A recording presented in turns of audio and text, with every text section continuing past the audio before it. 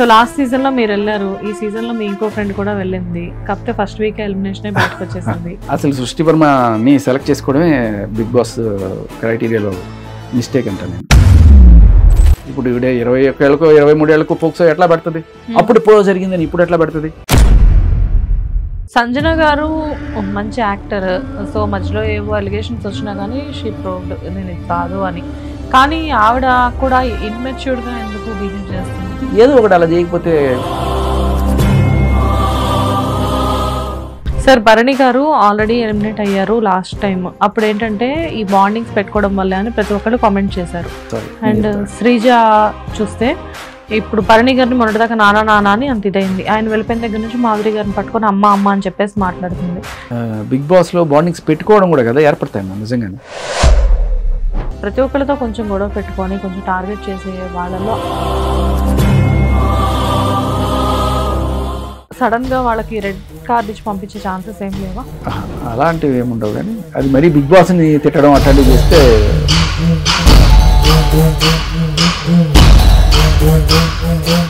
Big boss కి వెళ్ళాలి అంటే లేడీస్ చాలా మంది కమిట్మెంట్ ఇవ్వాలి అని చెప్పేసి చెప్తూ ఉంటారు. అది ఇంతవరకు నిజం? మేబీ వీళ్ళు డబ్బులు ఇచ్చి వచ్చారని కొంతమంది, లేదు వేరే రకంగా మీరు చెప్పినట్టు కాస్టింగ్ కోచ్ లాంటివి జరిగి దానివల్ల వచ్చారు. శ్రీజానా భరణినా ఇది ఎప్పటి వరకు తెలుస్తుంది మనకి? 2 రోజుల్లో తెలిసిపోతుంది. నమస్తే, వెల్కమ్ టు హిట్ టీవీ. నేను శ్వేత. ఈరోజు నాతో పాటు ఉన్న గెస్ట్, ఈ మధ్యకాలంలో ఈ గెస్ట్ తో నా ఇంటర్వ్యూస్ చాలా తక్కువ అయ్యాయి. ఆయన ఎవరో కాదు, మగజాతి ఆణిముత్యం శేఖర్ భాష గారు. హాయ్ శేఖర్ భాష గారు. హాయ్ అండి, ఎలా ఉన్నారు? ఫైన్. సో బిగ్ బాస్ ఎలా అనిపిస్తుంది ఇప్పుడు? ప్రెసెంట్ ఎలా ఆడుతున్నారు బిగ్ బాస్? ఈసారి బాగా 100 రోజులు బిగ్ బాస్ ని ఈసారి 130 రోజులు ఎంతో చేశారు. అది అగ్ని పరీక్షతో స్టార్ట్ చేసి అగ్ని పరీక్ష, ఎస్ అగ్ని పరీక్ష నుంచి కొత్త కంటెస్టెంట్స్ ని తీసుకున్నారు. అంటే ఎక్కడెక్కడ నుంచో పిక్ చేసి అగ్ని పరీక్ష ద్వారా కొంతమందిని తీసుకున్నారు. కళ్యాణ్, డేమోన్, పవన్, దివ్య ఇలాంటి వాళ్ళందరినీ. అండ్ మీకు ఇప్పుడు ఫేవరెట్ కంటెస్టెంట్ ఎవరు బిగ్ బాస్ లో? సుమన్ శెట్టియా? ఇంతమంది ఉంటే సుమన్ శెట్టి పేరు ఎందుకు చెప్తున్నారు? ఆయనలో ఒక జెన్యూనిటీ, ఒక ఆనెస్టీ కనిపిస్తుంది. నిజాయితీగా ఆడతాడు మనిషి అనిపిస్తుంది. ఇంకా టాస్క్లు ఈస్కులు అన్ని కొళ్ళలు కుతంత్రాలు ఆయన పెద్ద చేయకపోవచ్చు, కానీ మనిషి నాకు జెన్యూన్ గా అనిపిస్తుంది. సో బిగ్ బాస్ కి మీరు కూడా ఆల్రెడీ లాస్ట్ సీజన్ కి వెళ్ళేసి వచ్చారు కాబట్టి జనరల్ గా చాలా మందికి ఉన్న అపోహలే అయి ఉండొచ్చు. కానీ నేను మిమ్మల్ని ఒకసారి అడుగుతున్నాను. బిగ్ బాస్ కి ఈ సీజన్ కి వెళ్ళిన వాళ్ళలో కొంతమంది సెలబ్రిటీస్ ఉన్నారు, కొంతమంది రీసెంట్ గా సెలబ్రిటీస్ అయిన వాళ్ళు ఉన్నారు, కొంతమంది అవ్వకపోయినా మేము సెలబ్రిటీస్ అని చెప్పుకునే వాళ్ళు ఉన్నారు. సో 3 కేటగిరీలు ఇప్పుడు లోపల ఉన్నాయి. అయితే నిజంగానే బిగ్ బాస్ కి వెళ్ళాలి అంటే అసలు ఏ క్వాలిటీ చూసి తీసుకుంటారు సార్? ఈక్వాలిటీ లేదు, ఏ క్వాలిటీ ఉండాలంటే ఖచ్చితంగా ఒక సెన్సేషన్ అయి ఉండాలి. ఆర్ఎల్స్ ఇన్స్టాగ్రామ్ లోనో ఫేస్బుక్ లోనో గట్టిగా మీకు పాపులారిటీ ఉండాలి. మంచైనా చెడైనా ఒక గుర్తింపు ఉండాలి. ఇంకా చెడులో గుర్తింపు ఉంటే మీరు అన్నట్టుగా లావణ్య ఉండేది కదా బిగ్ బాస్ లో. అలా ఎందుకు అనుకోవాలి? ఇప్పుడు బిగ్ బాస్ లో ఉన్న వాళ్ళ మీద ఎవరి మీద నెగటివ్ ఎలిగేషన్స్ కానివ్వండి, నెగటివ్ థింగ్స్ ఏమి లేవా? ఇప్పుడు సపోజ్ మీరు చెప్పారంటే సంజన ఉందనుకోండి, సరే లావణ్య లాగా ఈవిడికి కూడా డ్రగ్స్ నేపథ్యం ఉంది, కానీ ఆవిడ కేసు తేలిపోయింది, ఆవిడ నిర్దోషిని బయటకు వచ్చేసింది.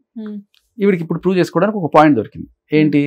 నిజంగా నేను డ్రగ్స్ కి అలవాటు పడి ఉంటే ఇన్ని రోజులు బిగ్ బాస్ లో ఏ డ్రగ్స్ లేకుండా ఆవిడ సర్వైవ్ అవుతుంది కదా. కానీ దానికి కామెంట్స్ ఏమొస్తున్నాయి?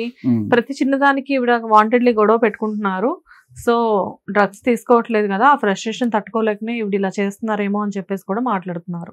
అంటే మన వాళ్ళు ఒప్పుకోరు కదా. ఇప్పుడు కోర్టు క్లీన్ చిట్ ఇచ్చినా ఒప్పుకోరు, ఆవిడ ప్రూవ్ చేసుకుంటున్నా ఒప్పుకోరు. నేను చెప్పేదే కరెక్ట్ అని చెప్పి వాదిస్తే మళ్ళీ ఏం చేస్తాం. బట్ ఇరిటేషన్ జనరల్ గా చాలా మందికి ఉంటుంది. దాంట్లో ఆవిడకి ఆ నేపథ్యం ఉంది కాబట్టి దానికి మనం అలా అంటగడుతున్నాం, లింక్ పెట్టుకుంటున్నాం అంతే. సరే, ఒకళ్ళేమో డ్రగ్స్ గురించి అని చెప్పేసి పాపులర్ అయ్యారు ఇక్కడ. నేను అట్ ద సేమ్ టైం ఆవిడ అరోగెన్స్ ని కానీ ఆవిడ నోటు దూరుస్తానని కానీ సపోర్ట్ చేయట్లా. That is absolutely wrong.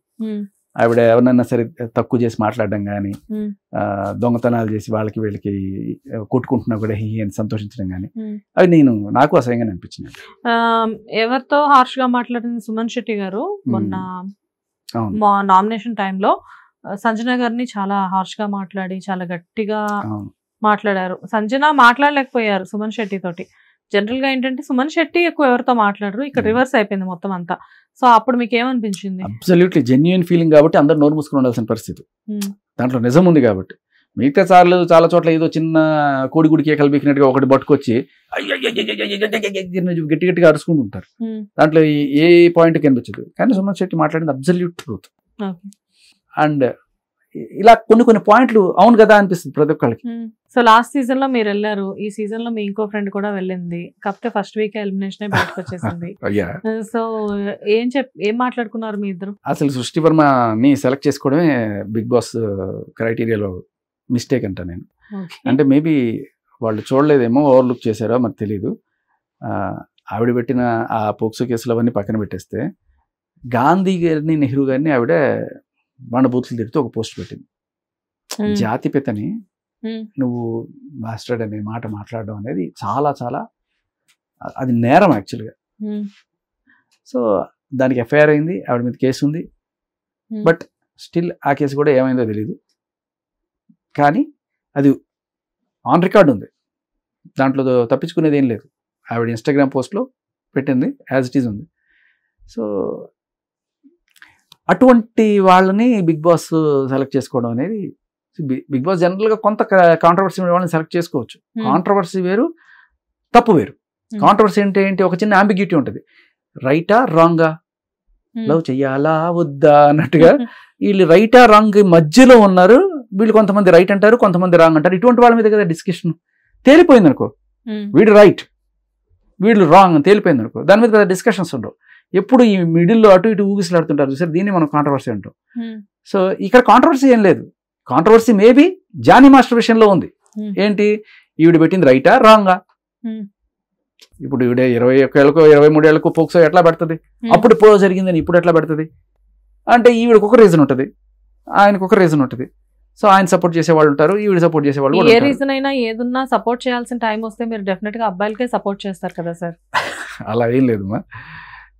ఎవరైతే బాధితులు అంటే ఎవరి మీద అయితే కేసులు పెట్టి వాళ్ళని అరెస్టులు చేసి వాళ్ళ ఫ్యామిలీకి దూరం అవుతున్నారో వాళ్ళ ఇంట్లో కూడా లేడీస్ ఉంటారు కదా. సుమలత గారు కూడా లేడీయే కదా. ఇప్పుడు నిజం చెప్పాలంటే అక్కడ జానీ మాస్టర్ కన్నా పెద్ద శిక్ష సుమలత గారికి. అవును. సో నేను ఆ విషయంలో, మిగతా వాళ్ళ విషయంలో నేను నిజంగానే వాళ్ళ మగాళ్ళ పక్షాన ఉన్నా కూడా ఆ విషయంలో యాక్చువల్గా సుమలత గారి కోసమే నేను నిలబడడం జరిగింది. ఇక్కడ వాళ్ళు అంబిగ్యూటీ ఉండడం వల్ల తీసుకోవడం. బట్ ఇక్కడ ఈ విషయంలో మేబీ ఎవరు రైటో ఎవరు రాంగో కోర్టు ఇంకా చెప్పలేదు. బట్ ఈ విషయంలో చాలా క్లియర్ కట్గా ఆవిడ ఇన్స్టాగ్రామ్ పోస్టే ఉన్నాగా ఎలా తీసుకుంటావు Bigg Boss? Hit TV app, ఇందులో short news, live news, entertainment shows, movies, digital magazines తో పాటు మీ జిల్లా వార్తలను కూడా ఫ్రీగా చూడొచ్చు. ఇంకెందుకు ఆలస్యం, వెంటనే హిట్ టీవీ యాప్ ని డౌన్లోడ్ చేసుకుని ఫ్రీగా ఎంటర్టైన్మెంట్ పొందండి. Hit TV app. Hit TV app. Please download hit TV app. Hit TV app ని ఫ్రీగా డౌన్లోడ్ చేసుకుని ఎంజాయ్ చేయండి. మీకు నచ్చిన ఎంటర్టైన్మెంట్ కోసం హిట్ టీవీ యాప్ ని ఫ్రీగా డౌన్లోడ్ చేసుకుని ఎంజాయ్ చేయండి. హిట్ టీవీ యాప్ ని డౌన్లోడ్ చేసుకుని ఆస్వాదించండి, ఆశీర్వదించండి. ఇంతమంది సెలబ్రిటీలు హిట్ టీవీ యాప్ ని డౌన్లోడ్ చేసుకోండి అని చెప్తున్నారంటే ఎంత మంచి యాప్ ఆలోచించండి. అమెరికా అమెరికా అమెరికా అమెరికాలో చదవాలనుకునే వాళ్ళకి విశ్వసనీయమైన పేరు మన శౌర్య కన్సల్టెన్సీ. UK లో 1 year masters, UK లో 1 year masters, 2 years work permit up to 5 years visa. Contact Saurya Consultancy. Contact 89851 89851.